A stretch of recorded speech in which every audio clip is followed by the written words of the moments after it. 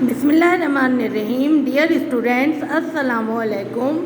I am your science teacher, Miss Saida. Today I explain you assignment number 2 of science, which is taken from the chapter The Human Body. Okay student, we have to learn about the formation of human body in previous chapter, and I also explained this chapter in class thoroughly. Okay student, I again repeat you the formation of human body. आप for example आप जानते हैं जैसे कि human body की जो formation होती है वो किस तरीक़े से होती है कि सबसे पहले जो है सेल फॉर्म होते हैं.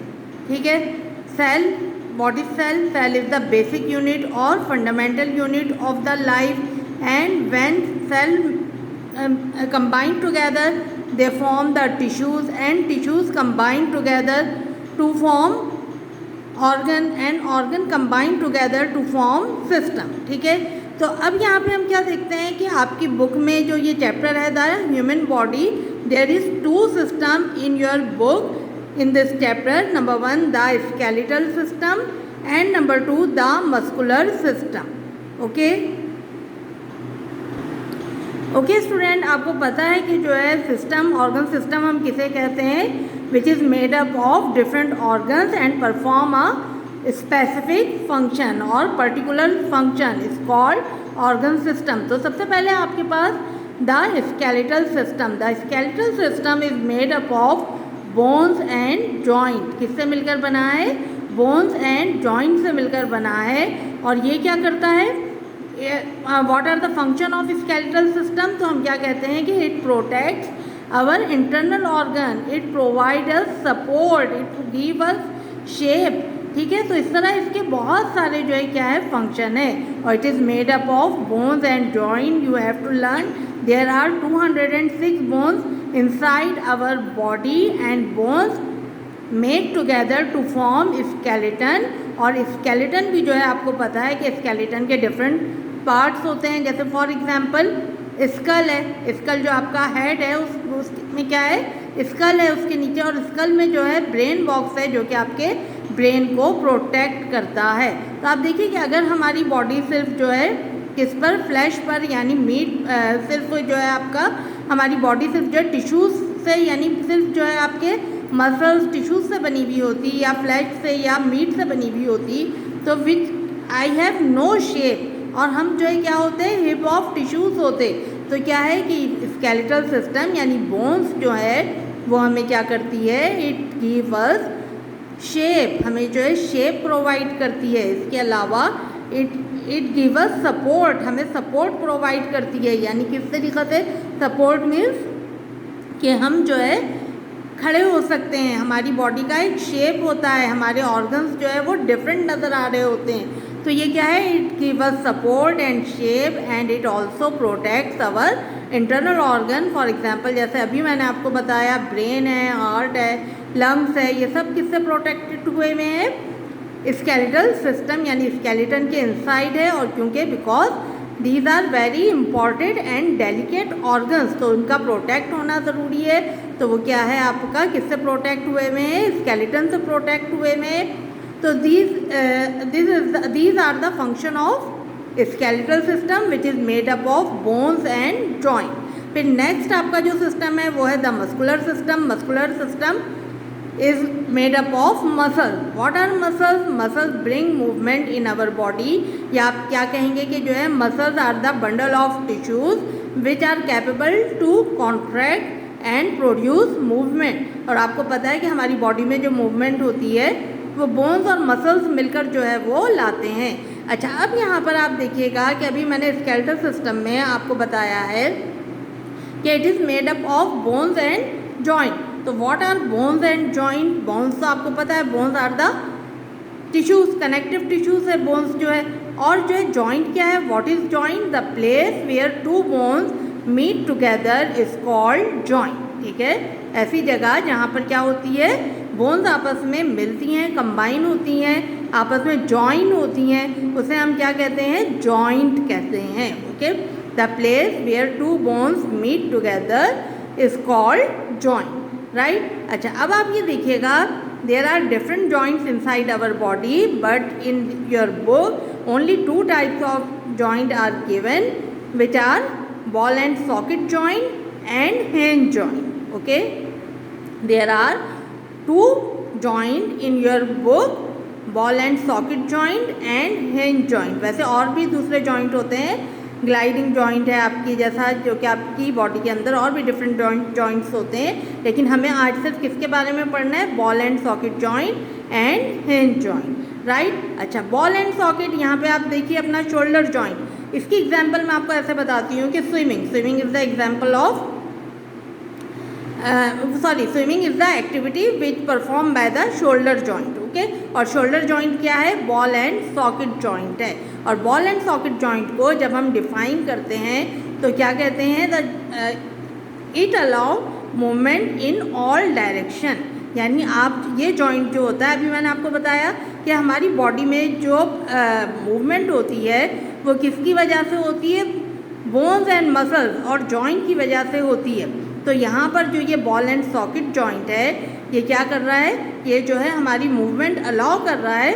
और किस डायरेक्शन में, ऑल डायरेक्शन. यानी हर तरफ आप जो है उस पार्ट को, यानी आप अपने शोल्डर जॉइंट के ज़रिए आप अपने शोल्डर को तमाम डायरेक्शन में, ऑल डायरेक्शन में जो है क्या कर सकते हैं, मूव कर सकते हैं. जैसे फॉर एग्जांपल अभी मैंने आपको बताया स्विमिंग, आपने स्विमिंग करते हुए देखा होगा ना, तो उसमें क्या होता है कि जो है शोल्डर हमारा मूव कर रहा होता है और दोनों तरफ यानी आगे पीछे दोनों फॉरवर्ड एंड बैकवर्ड मूवमेंट जो है वो हो रही होती है.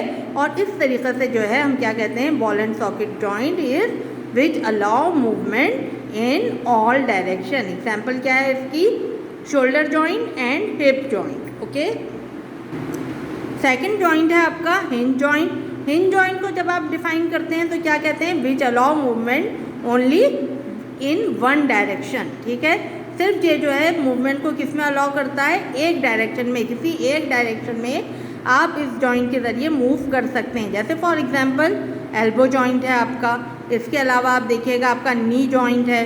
आप खुद करके देखिएगा, आप एल्बो को सिर्फ जो है एक ही साइड पर मूव कर सकते हैं और जो है वो क्या है, दूसरी साइड पर आप उसको मूव नहीं कर सकते. ठीक है, तो ये क्या है आपका हिंज जॉइंट है, विच allow movement only in one direction.